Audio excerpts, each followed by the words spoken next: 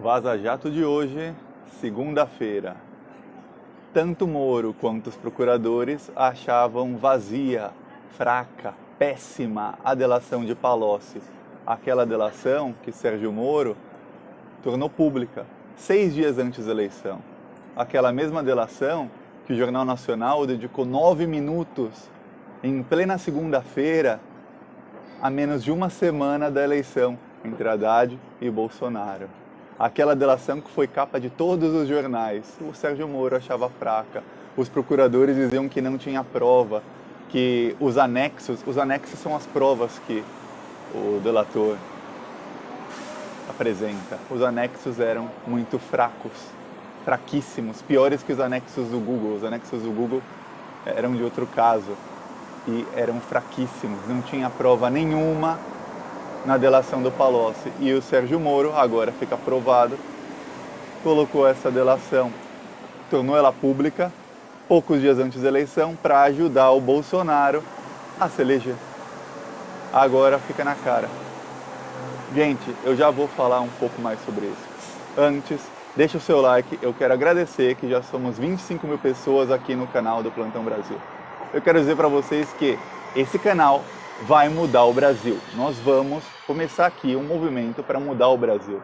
A gente tem que, primeiramente, dizer para a esquerda que esteve no poder, que no caso é a esquerda do PT, mostrar para ele os erros deles. E os erros deles eu não digo corrupção ou isso que a direita os acusa. Corrupção, mau governo, isso não. Nós somos de esquerda, a gente viu o quanto o Brasil melhorou nos governos do PT. Mas a gente viu os erros de administração deles. Os erros de indicar traidores para a STF, para a PGR, de se aliar com gente como Michel Temer. Gente, o Temer, 4 anos antes dele ser vice da Dilma, ele estava com uma camisa Alckmin em 2006, fazendo campanha para o Alckmin. O PT não pode nunca, ou a esquerda em si, não pode nunca mais cometer um erro de colocar inimigos em cargos estratégicos, na vice-presidência, na presidência da Câmara. A presidência da Câmara não é muito controlável porque depende do Congresso, mas na PGR, no STF, no TSE, no STJ, todas as indicações do Lula são de gente que só votam politicamente contra ele, de gente que agora cai na Vaza Jato como inimigos do Lula e do PT e da democracia. Então a gente tem que mostrar para eles esses erros e falar que a esquerda, paz e amor tem que acabar. A gente tem que bater de frente com a direita, não violentamente, mas ir por embate, ir para as ruas. A gente tem que mudar esse país de uma vez por todas. Agora, vamos voltar a falar da Vaza Jato.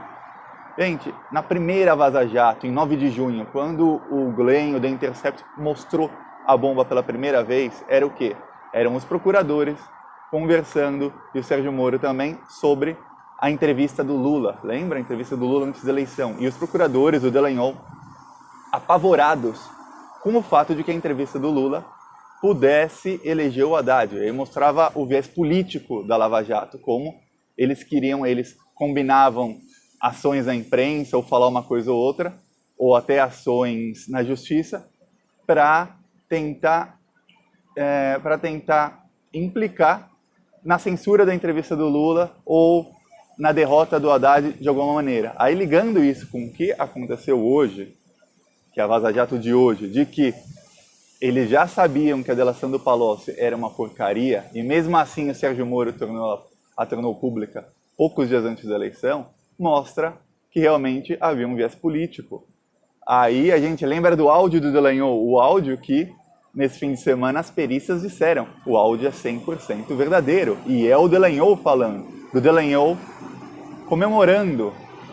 Alguma pessoa aqui não escutou o áudio? Para quem não escutou o áudio, o Dallagnol comemorava que o TSE censurou a entrevista do Lula. E o Dallagnol falava assim, gente, em segredo, não contem para ninguém, porque quanto mais tempo isso ficar em segredo, mais tempo vai demorar para a defesa do Lula apresentar um contra-ataque contra isso na justiça e tentar um recurso. Então, ele não apenas comemorava que um candidato, que uma pessoa, um preso político, que até então era o candidato com maior número de pontos em todas as pesquisas que ganharam no primeiro turno, e que estava indicando o Haddad porque não pôde ser candidato, ele não apenas comemorava que ele não podia dar entrevista, que ele era censurado, ele ainda falava para os procuradores, gente, o plano é esse, todo mundo fica quieto. porque a gente não pode, a defesa deles tem que perder tempo, porque o tempo está correndo, a eleição está chegando, e depois eles planejavam ações, isso na primeira Vaza Jato, eles planejavam ações na justiça para tumultuar a entrevista, para fazer com que o antagonista, a Globo, todo mundo fosse para que virasse um grande tumulto, ou para atrasar a entrevista, para que a entrevista não acontecesse antes da eleição. Inclusive falavam, a PF pode falar que não tem data e marcar para depois da eleição. Então, o viés eleitoreiro deles está claríssimo. Nisso, gente, não há discussão. Você pode ser de esquerda, de direita, bolsominion, lulista, o que você quiser. Não há discussão nisso. Havia um viés eleitoreiro muito, muito, muito forte na Lava Jato. Eles apoiaram o golpe parlamentar em 2016 e eles apoiaram o golpe eleitoral em 2018. Isso está mais do que claro.